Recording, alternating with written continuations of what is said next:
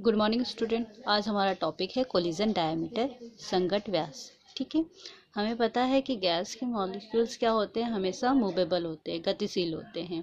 वो सभी दिशाओं में गतिशील होते हैं और वो एक दूसरे से टकराते रहते हैं। इसी को क्या कहते हैं, हम लोग कोलिजन कहते हैं। कोलिजन डायमीटर क्या होता है? The closest distance between the centre of two molecule taking a part in collision is called collision diameter और मॉलिक्यूलर डायमीटर। ठीक है, यानी गैस के दो अणु आपस में इतने निकट आ जाते हैं कि वो एक दूसरे से टकराने वाले होते हैं, तो उनके केंद्रों के बीच की दूरी को ही हम क्या कहते हैं, कोलिजन डायमीटर या मॉलिक्यूलर डायमीटर कहते हैं, यानी संघट्ट व्यास या आणविक व्यास कहते हैं। It is usually represented by sigma. इसे हम सिग्मा से रिप्रेजेंट करते हैं, प्रदर्शित करते हैं। हमने यहाँ फिगर में भी दो गैस के मॉलिक्यूल्स यानी दो एटम बनाए हैं। दोनों एटम क्या है, एक दूसरे से इतने पास, इतने निकट है कि बस वो एक दूसरे से टकराने वाले हैं।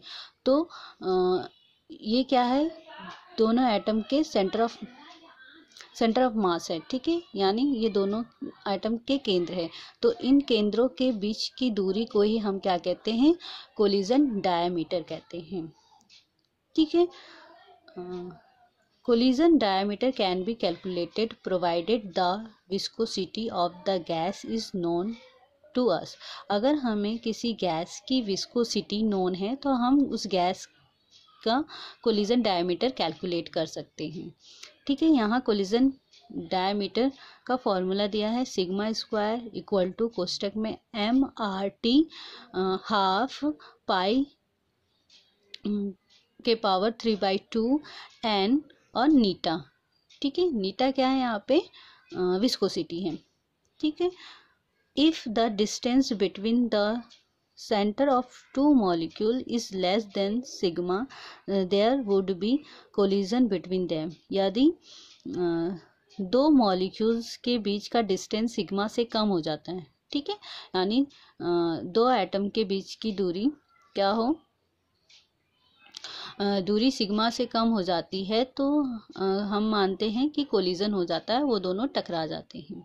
ठीक है, कोलिजन डायमीटर किसी एक गैस के मॉलिक्यूल्स या अणु के लिए बात करते हैं। ठीक है, किसी एक गैस के मॉलिक्यूल या अणु के लिए बात करते हैं। ठीक है, तो किसी गैस के कोलिजन डायमीटर को इस फॉर्मूला से कैलकुलेट कर सकते हैं। और कोलिजन डायमीटर, क्योंकि हमें पता है कि बहुत ही छोटी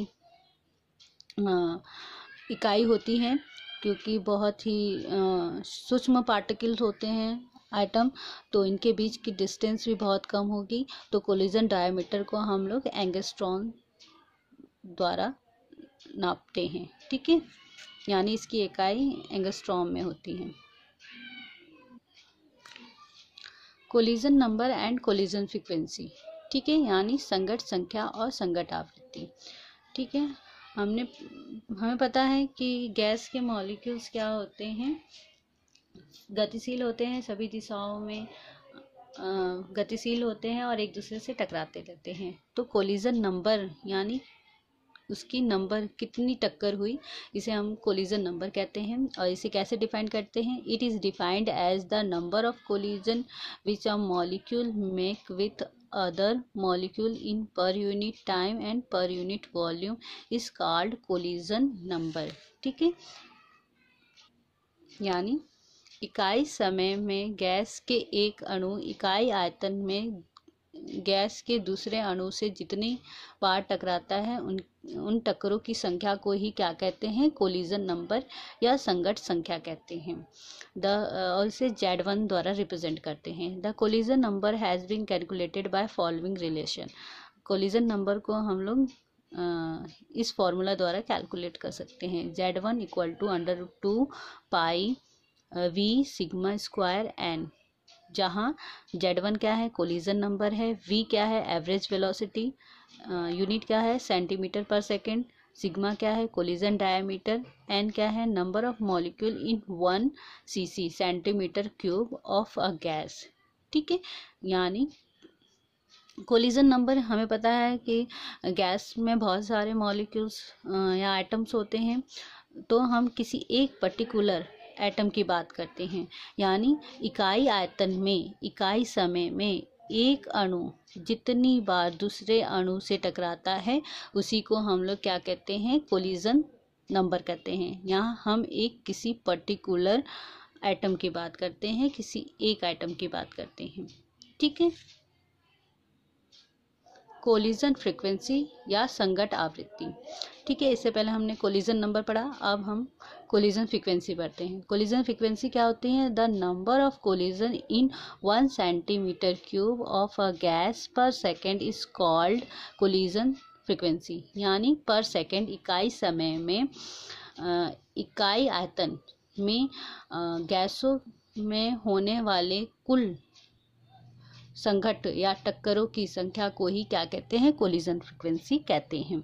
कोलिजन फ्रीक्वेंसी को हम लोग Z11 से डिनोट करते हैं, ठीक है। Z11 यानी किसी एक गैस की बात कर रहे हैं, ठीक है।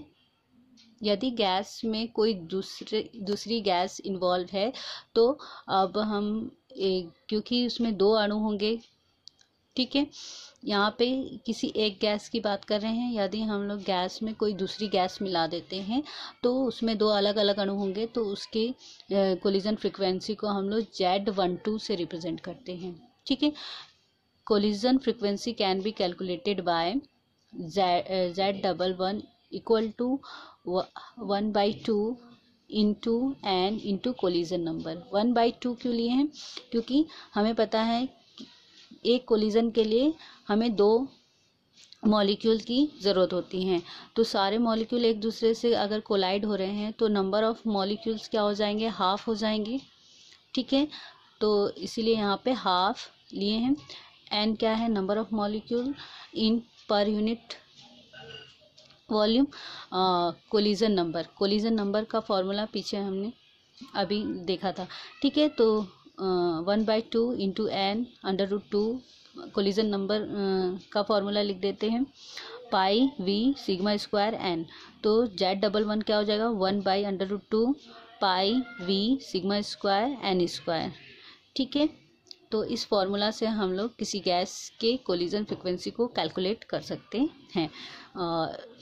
इसे हम इस तरह भी लिख सकते हैं, ठीक है। यह Z1 क्या है? कोलिजन नंबर और इंटू n/2, ठीक है। इस फॉर्मूला को देख के हमें पता चलता है कि जो कोलिजन फ्रीक्वेंसी होते हैं वो डायरेक्टली प्रोपोर्शनल होती हैं एवरेज वेलोसिटी के, और डायरेक्टली प्रोपोर्शनल होती हैं कोलिजन डायामीटर के, और डायरेक्टली प्रोपोर्शनल होती है नंबर ऑफ मॉलिक्यूल्स के। यानी नंबर ऑफ मॉलिक्यूल बढ़ा देंगे तो कोलिजन फ्रीक्वेंसी बढ़ेगी, अगर कोलिजन डायामीटर बड़ा है तो भी क्या होंगे, कोलिजन फ्रीक्वेंसी। और एवरेज वेलोसिटी पे भी डिपेंड करती है, और एवरेज वेलोसिटी का रिलेशन होता है टेम्परेचर से। अगर हम लोग टेम्परेचर बढ़ा देते तो किसी गैस की वेलोसिटी बढ़ जाती है, तो वेलोसिटी बढ़ जाती है तो कोलिजन फ्रीक्वेंसी भी बढ़ जाती है। तो टेम्परेचर इंक्रीज करने पर कोलिजन फ्रीक्वेंसी भी बढ़ जाती है, ठीक है। और हम कोलिजन फ्रीक्वेंसी में किसी पर्टिकुलर आइटम की बात नहीं करते हैं, बल्कि गैस में होने वाले संपूर्ण टक्करों की बात करते हैं, ठीक है, इकाई समय में इकाई आयतन में। Thank you.